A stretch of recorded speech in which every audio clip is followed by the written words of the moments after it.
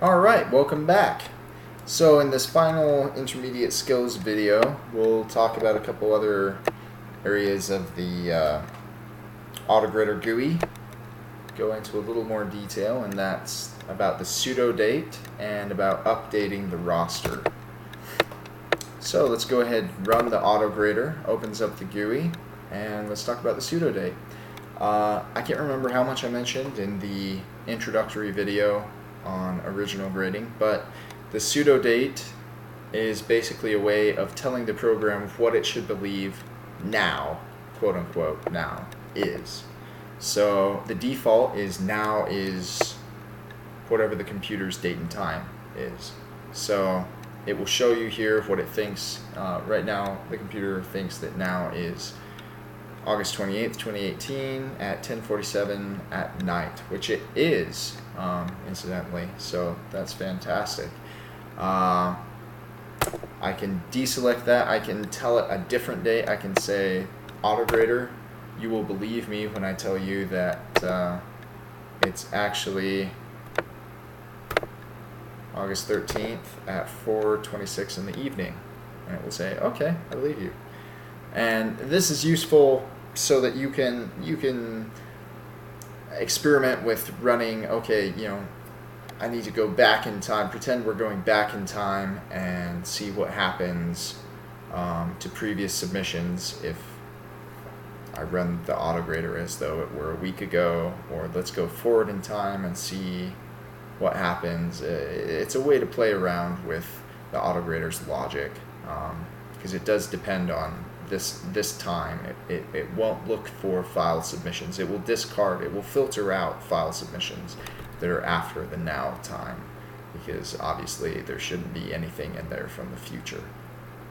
It would be kind of fun to put a little pop-up when that happens, oh man, files from the future. Anyways, this could also be useful if you really screwed up something with the AutoGrider, with the grading functions and file submissions, and you want to go back and pretend to grade things from a week ago at that time. This also gives you the ability to do that. If you hit default, it will go back to default. Alright, the other thing I want to show you real quick is how to update the student roster. So this hasn't been in any of the introductory videos because it's assumed that the instructor, you as the instructor or the head TA, will have already set this up for all the other TAs to be using the first time that they run this. But let's go over what actually happens the first time that you run, that you download the AutoGrider and run it. So here's where the AutoGrider would be. That wouldn't exist. That wouldn't exist. That wouldn't exist. And neither would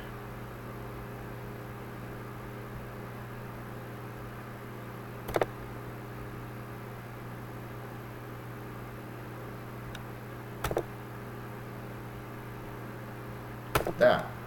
The roster would not exist. So the way that this is set up, I'm assuming you'll end up downloading this program from GitHub, and obviously I don't include the roster or any graded work there for confidentiality reasons. So you're going to download basically the program without any roster, without anything that it needs to run, without any previous grading. When you go in, you run it just like normal. It's going to give you this prompt. In order for the ME273 AutoGrider to run, it needs a current roster of the students enrolled in the course in the form of a CSV file. And then it tells you what that CSV file should have. So it should have columns in any order of last name, first name, section number, email, and course ID. And it describes what the course ID should be.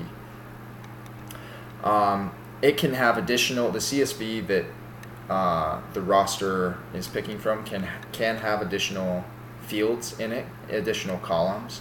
and it probably will if you're just going to download from Learning Suite as the course instructor. This program will just disregard those. This is the only one that you should need to add on, the course ID, which will be the unique 4-digit code that each student will have for this class. And that will need to be the same from if you make updates to this roster throughout the course. The 4-digit code should be the same.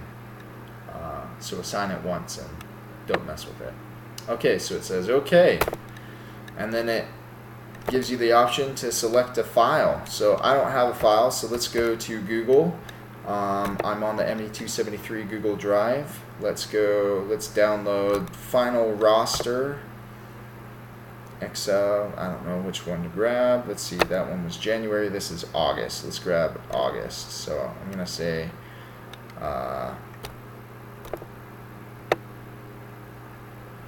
open with Google Sheets. Let's download it as a CSV.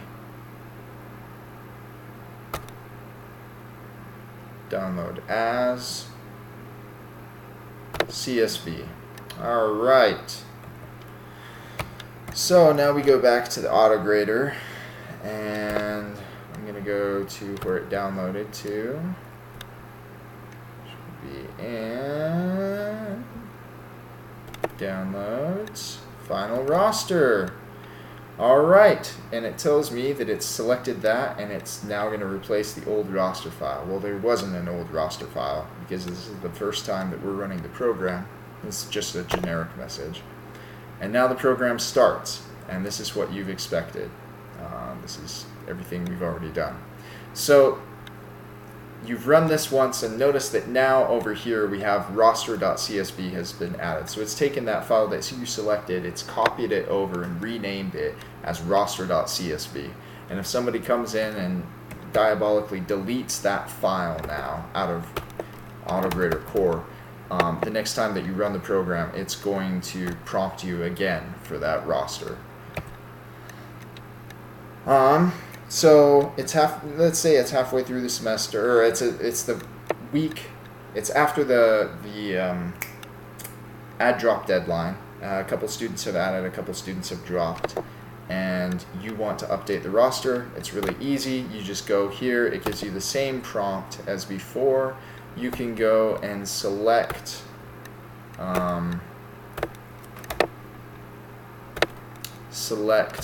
that file again that you've downloaded, and it will once again delete the old one, replace it with the new one that you've selected. It's really easy. Just make sure, once again, that the only way you can really mess this up is to not have the right columns in that CSV, or not have a unique course ID for each student. I didn't stupid proof that part of this program. If two students do have the same course ID, it's probably going to start doing some really weird stuff. So make sure, please, that you just don't be stupid about that yet. Yeah, I think that's all I wanted to go over in this video, and that wraps up the intermediate skills that I think you need to learn.